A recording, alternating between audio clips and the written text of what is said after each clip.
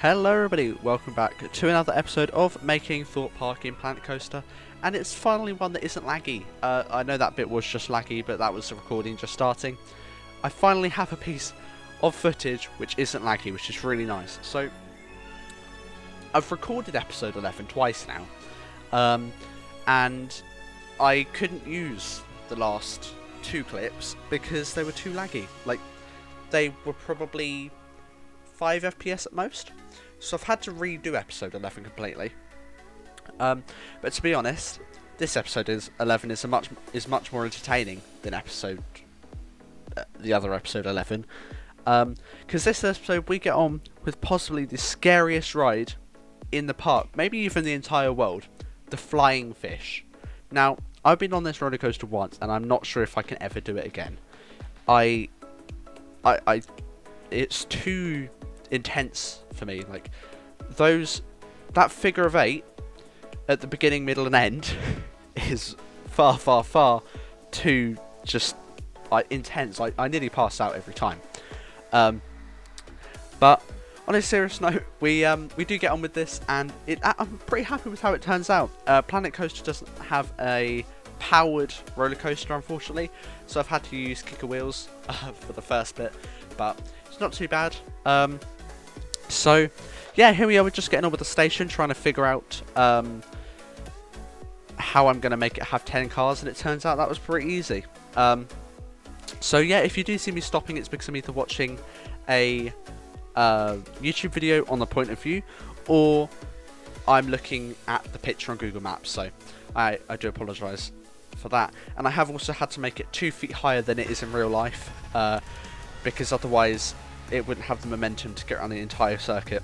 So yeah, yeah, that's that basically. I've got some updates. Merlin have announced a few things of what they're going to be doing for when the season starts, I guess. Obviously, some parks did open, Legoland open, and I think Chessington did, but if they didn't, then they nearly started. I can't quite remember. But obviously Thorpe Park and Alton Towers were like a week away until their annual pass day, so they were pretty close as well. So yeah, hopefully hopefully it won't be long. The way Merlin have said how this is going to work, it could, fingers crossed, start the season back up in July if everything goes to plan. But yeah, I've got some pictures here from a slideshow that Merlin put out. It was unbelievably difficult for me to find where this PowerPoint is. So shout out to Theme Park Merlin, because he actually put the link in the description of where to get this PowerPoint. So I'm also going to put the link in the description in case you want to use it for a video or whatever, if you just want to look at it, because it's really useful, and I can't quite believe how difficult it really was to find it. So yeah, I'm going to read through it. It's going to pop up on the screen as well. And yeah, we're going to go for the different measures that Merlin are putting in place. So, slide 2, I'm not going to read slide 1 because it's literally just saying COVID-19 update. So we don't really, well, I guess we do care about that, but it's got no important information there. So yeah, it starts with, at Merlin Entertainments, our mission is to create truly memorable experiences, and we place the utmost importance on the safety and well-being of our guests and employees. We have introduced a range of new health and safety measures that seek to reduce the risk associated with the presence of COVID-19 that are in line with the government's advice and the requirements of local health authorities. Some of the measures set out below may be clearly visible to you from the moment you arrive at one of our attractions, and others require consideration from guests to help ensure everyone has a magical visit. So, if you can't tell, here they're basically just saying that they're just explaining that you'll be able to see what's going on. Like, you'll be able to see the different measures that are being put in place from the second you get into the parks or attractions, because obviously Merlin doesn't just own theme parks. They own Madame Tussauds, the Blackpool Tower, Sea Life. Those are just some of them. I can't be bothered to list everything, and also I can't really remember everything. But yeah, and just before I get with anything else, I really want to point out those kicker tyres have really annoyed me. If you look in the middle, right, I've changed all of the colours, so they're supposed to all be blue, but for some reason, the game has decided it would be a great idea to not change the colour of the wheels, so we still have something that's pink, which is really annoying because now it doesn't look as much like the flying fish. I just realised that. But yeah, we're just getting on with the station here. So let's move that down to the third slide where it says, before you arrive. It starts with, please make sure you have made your booking online where possible. So this, to me, would mean that they are allowing you to buy tickets when you get there. Now, from what other parks have been doing across Europe, I see them putting a limit on how many people can come into the different attractions. So I don't really see how where possible is going to work. Because you can't, it's kind of unfair to let people turn up and buy a ticket, and then when they turn up to buy a ticket, they say you can't get in because the attraction is full for the day. So I guess we'll just see how that one pans out, but there could be more information later on in the slide. So the next one says, before leaving home, please check our website and social media pages for the latest information, which is pretty much what most people do when you leave to go to a theme park anyway for the day. I don't, but I'm not the most logical of people. I do check it every now and again, but I don't check it every time. So, yeah. Please be ready to make on-site payments using a contactless bank card rather than cash where possible. Again, where possible makes it seem like you don't have to pay with contactless. So, I mean, obviously not everybody has contactless. I know I do and my parents don't. So, it really depends on your bank card and all of that. So it does make sense that it's where possible because not everyone is going to be able to do that. So yeah, the next one, if recommended or required by local health authorities, please bring a suitable face mask / covering. Where necessary, face masks will also be available at our attractions should you require one. So that's pretty much what most parks have been doing across Europe. Makes perfect sense to be bringing face masks. Well, it's just safer then, really, isn't it? I know they're not the best things to keep you safe and all that, but it's better than nothing at all. I'm not sure how that will work on roller coasters. Would they stay on? Would they come off? Do you have to take them off so they don't fly off? Who knows? But I guess that's just something we'll find out closer to the time. It says, we politely request that you refrain from visiting our attractions should you start displaying any of the symptoms associated with COVID-19. Please contact guest services should you need to amend your booking. So basically, if you can't go because you're showing symptoms, then I'm guessing you'll just get a refund for it, or maybe it'll be pushed to another day or something, which is really good. Obviously, they probably could just say, well, it's kind of your fault, so we're not going to pay you, but we're not going to amend your booking, but that could be kind of scummy, really. So yeah, that's the third slide, which is before you arrive. Next, it shows on arrival at your wow, that was English. On arrival at our attraction. We have significantly reduced the daily ticket capacity of our attractions to allow for social distancing and the best possible guest experience.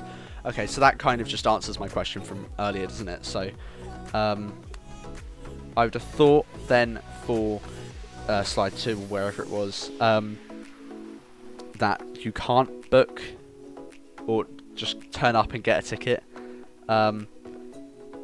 considering they've reduced the capacity for all the parks, which I believe for Thorpe Park is 15,000. So yeah, that's that. Underneath it says, if arriving by car, we request that you follow all instructions regarding parking arrangements.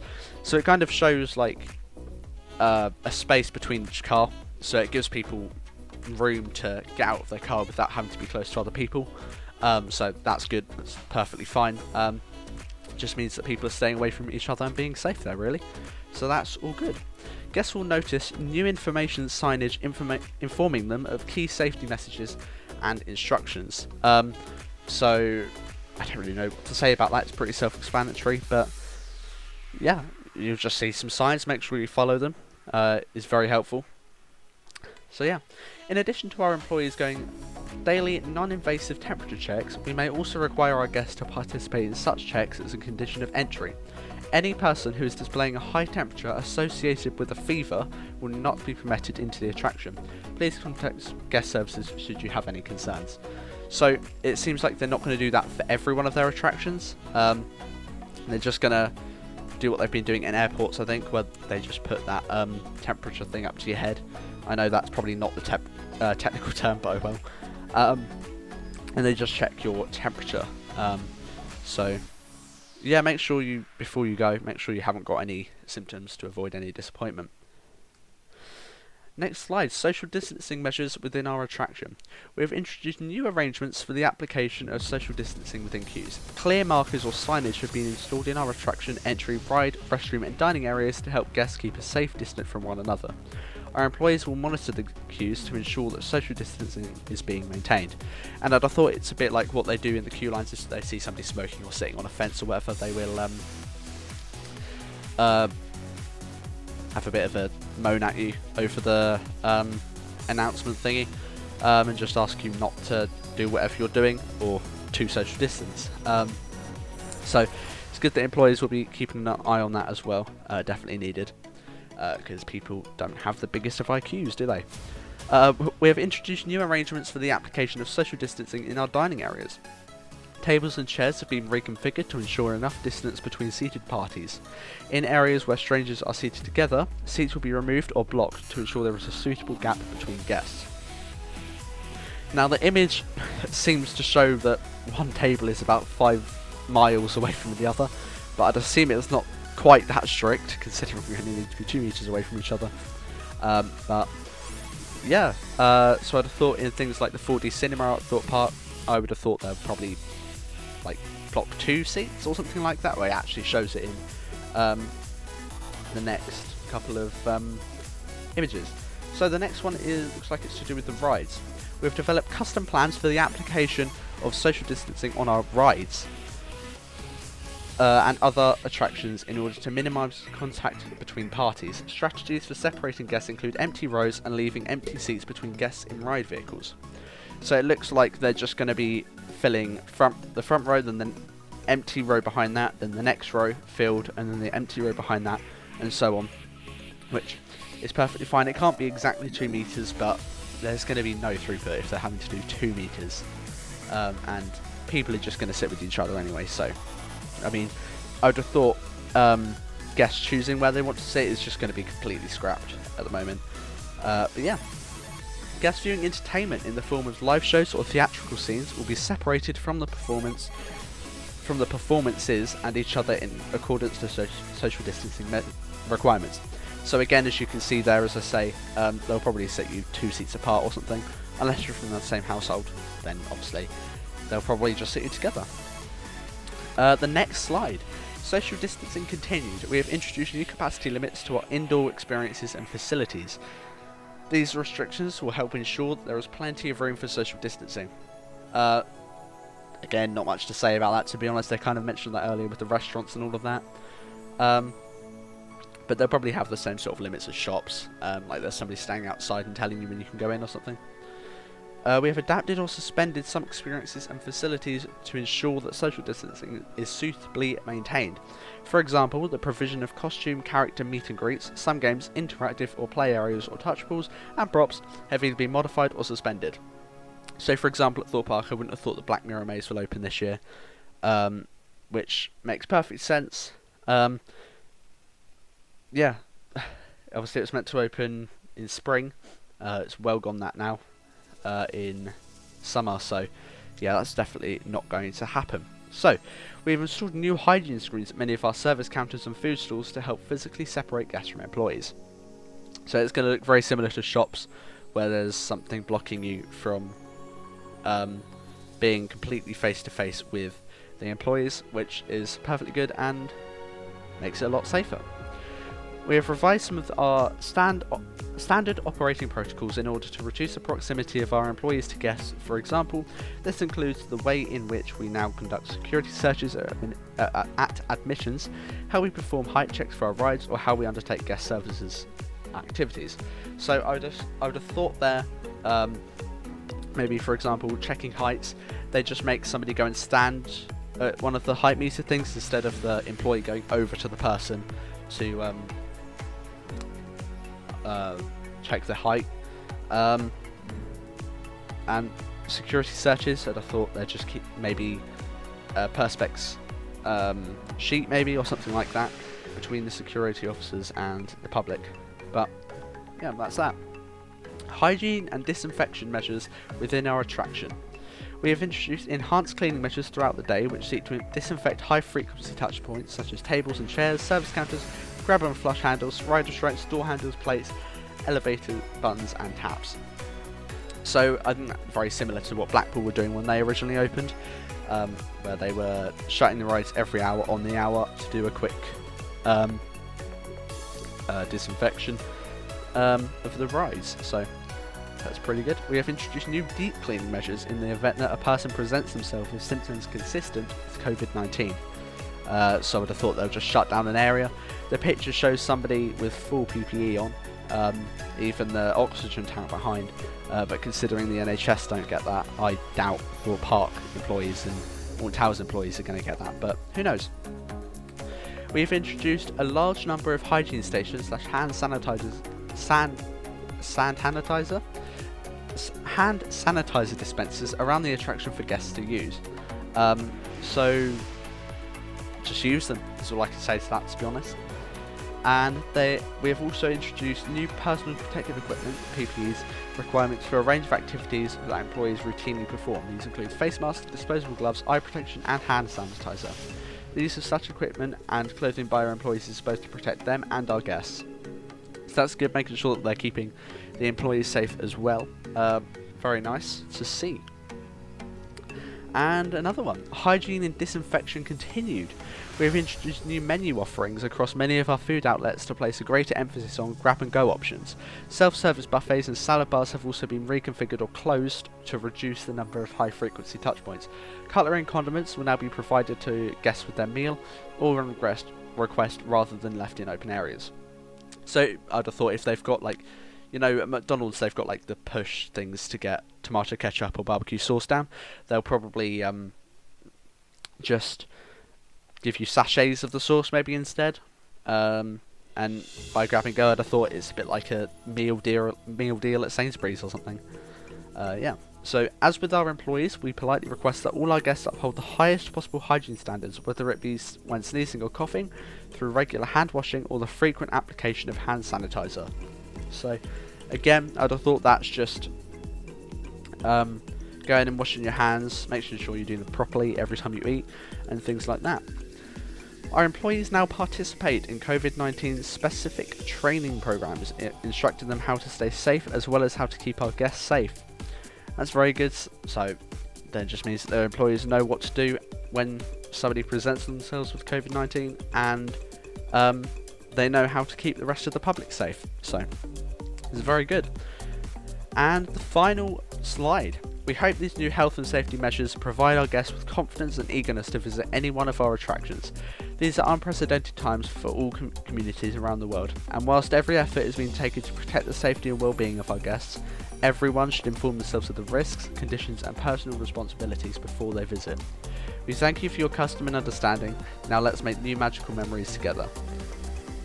So yeah, it does seem, the way they put this and all of that, it does seem if the hospitality industry is still allowed to open on the 1st of July, sorry, it looks like that could actually be happening. Which, I mean, it's great and all. I won't be visiting. I haven't got a Merlin pass now. I didn't get one this year.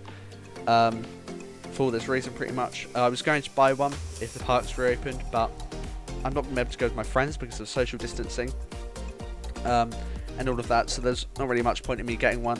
So I probably won't visit Thorpe Park this year. I do hope to go up to Blackpool for my birthday, but I can't really. I don't know what's going to happen at the moment with all of this.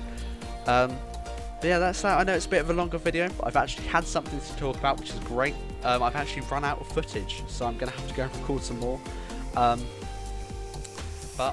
yeah, if you have any questions or thoughts on this, feel free to comment. I'll try and answer any questions that you may have. Yeah, if you have any questions on what I've used in game or anything like that, again, as I say, feel free to ask. And also, fun fact, 69% of you who are watching my videos are not subscribed, so make sure you go and subscribe. and turn on that notification bell so you don't miss any upload. Remember, my Discord link is in the description, so make sure you join the Discord server. Remember to follow my Twitter and Instagram as well. Both of those are also in the description. And guys, thank you all very much for watching, and I will see you in the next one. Goodbye.